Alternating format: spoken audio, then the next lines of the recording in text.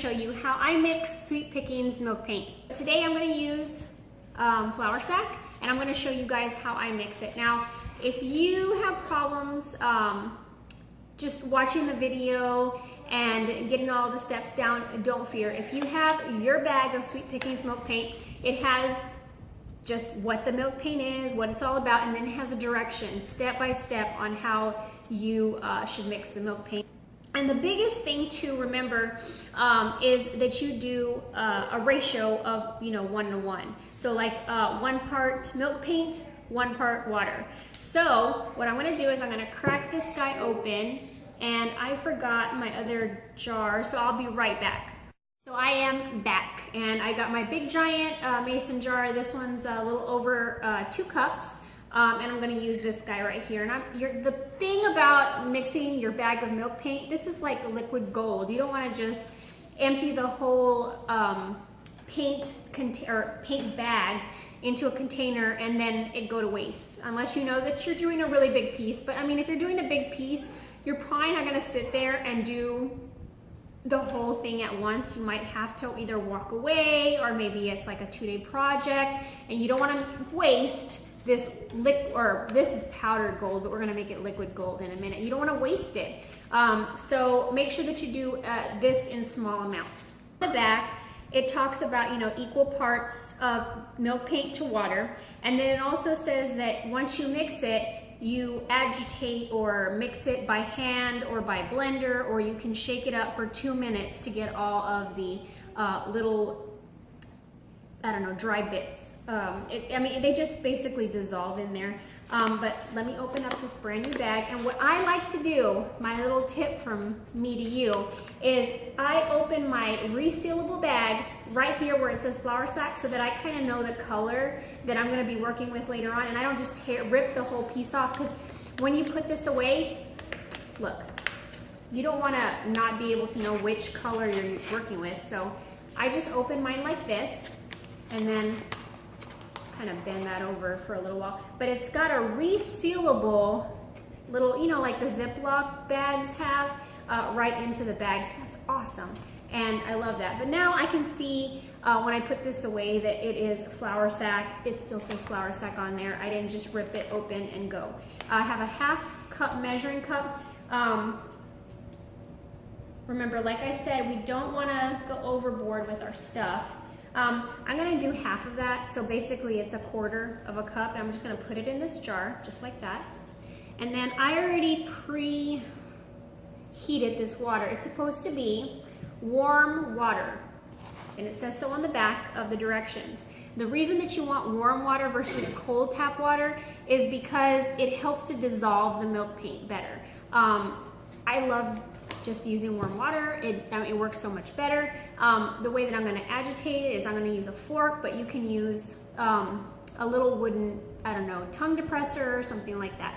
I'm going to take the same amount of water that I did for the paint. Okay, and this right here, it's not really rocket science.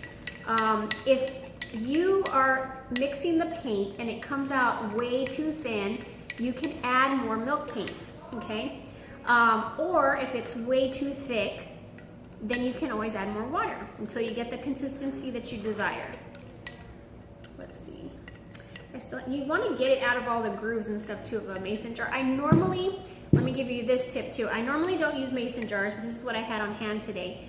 The mason jar is good because it has a seal. You can put the lid on it and come back to your paint later on and it'll be okay. But I actually like those Ziploc storage container plasticky things. To me, those are so much better. If the milk paint dries within that container, it kind of flakes off. The plastic container. This right here is a little bit harder to get the milk paint out, especially if you use what I'm going to show you now. It's called Extra Bond. Okay, so I'm going to let this sit. And one of my other tips is that this nice warm water works so much better when it sits for a little while once you put the paint and mix it a little bit. That'll help to get any of the little clumps out. It'll just sit there and kind of dissolve on its own, kind of absorb the water, and that really helps when you're trying to, get a nice smooth paint. Okay, so back to the extra bond. Milk paint helps the milk paint adhere to different types of surfaces that might be hard to absorb, because milk paint, you want to put it on wood and it's supposed to absorb into the wood, and that's the way it sticks. But when we're painting furniture, like let's say this piece, which will never be painted by the way, so don't even ask. This piece is nice and shiny, it has waxy buildup, it has probably some type of polyurethane on it or something to keep it nice and shiny. Milk paint is not going to be absorbed into it. The polyurethane and the waxy buildup is going to have like a barrier on the milk paint, and that's good and bad. It's good because if you want that chippy look, if you have that little bit of buildup, you get all the chip. But if it's got a lot of buildup and you don't want all your paint to just, you know, chip off onto the floor and it all goes to waste, you're going to want to have this extra bond in there so that it helps to adhere to those surfaces.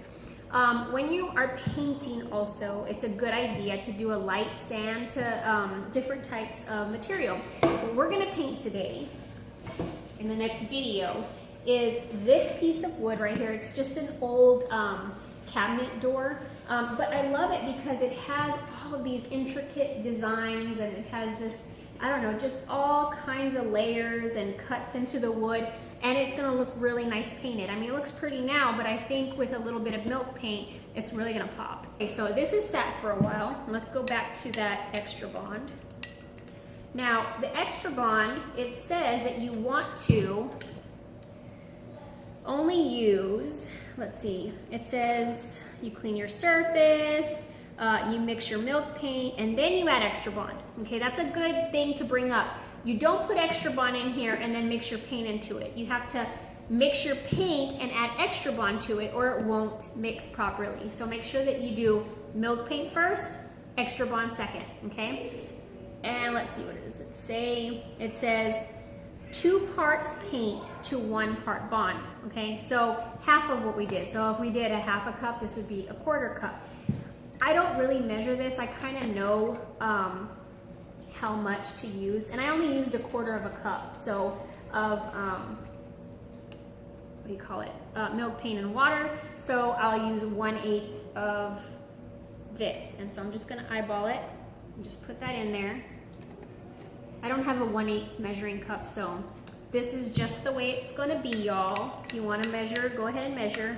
And you know, the first couple of times I recommend you do, because you know, if you're new to milk paint, then you're watching this video, because if you're not, then you're not going to be watching how to mix it. So do the steps a few times until you get the rhythm, and then you just go at it, okay? So this is why I don't like doing mason jars, because you can't see the consistency of this.